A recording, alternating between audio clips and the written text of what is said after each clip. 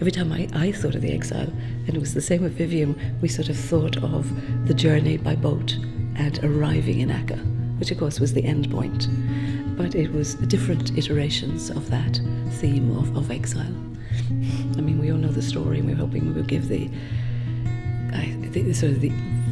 emotional translation, the compelling aspect of it through different materials.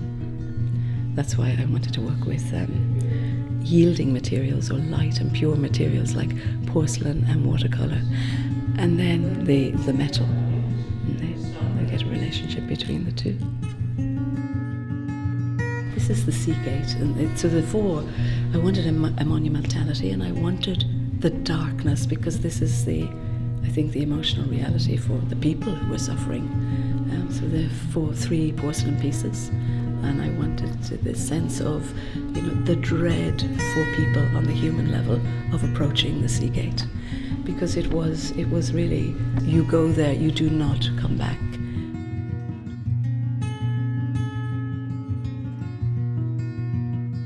I'm hugely inspired by sacred geometry, and I really enjoy the drawing of the geometries. They're hand-drawn first, and then I would added that geometry to a photograph I took of nature and the sun glinting through some trees. And I feel it just captures the essence of being in nature and feeling in the presence of something greater than yourself. We are part of nature, we are part of that, and those symmetries and geometries appear within us as well. And it seems to be a way that we are all connected. We are all connected to the universe, within, without, and that carries an energy with it. So these symmetries have been recognized as sacred, and I feel it's a way of sort of perhaps understanding the divine in a way, or experiencing it in another way. This is a piece on the theme of the hollow reed. I thought the concept was that I should arrange the body in a snake-like form so that the energy flowed through it and out through the reed. As I always say to my students, you're not just looking at a body, you're looking at the way light reflects on the soul, the way the soul reflects on the body. This is a watercolour.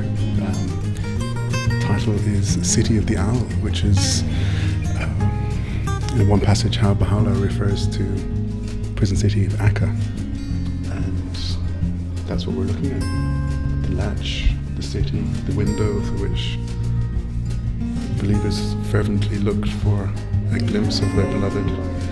And the colours are of the Mediterranean, but there's something ancient and crumbling there. The project title is a constant parameter. It was formed out of during my Masters.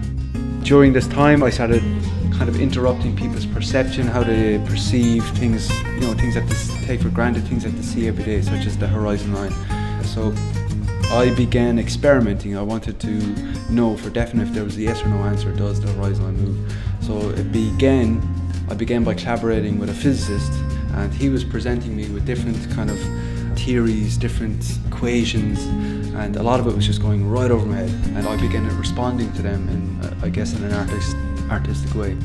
I'm trying to measure the immeasurable here, it's like trying to measure the distance of a cloud, it's impossible. I was very struck by Akka, just by almost the little claustrophobic streets, but they're very beautiful.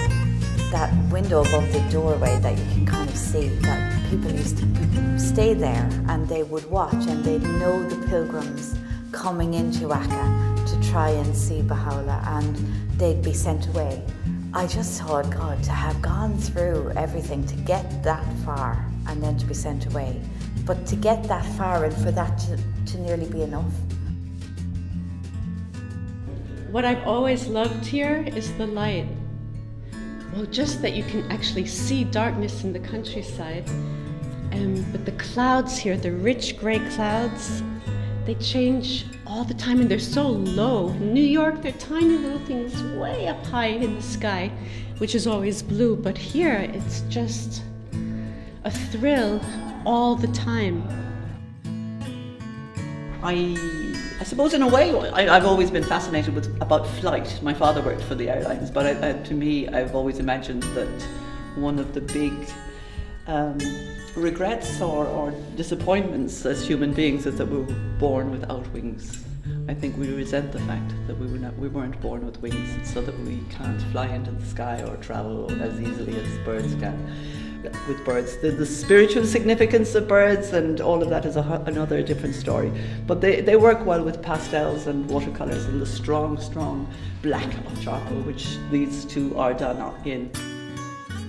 The title is The Greatest Name, and the letters B-A-H-A were done first. But when I applied the watercolours for the background, I found that it quickly became overworked. So in frustration, I applied more water. And so creating little lakes of blue, which merged together in places. And all I can say is that it's the wonders and the mystery and the joy of working with watercolours. You can never be too sure what you end up with.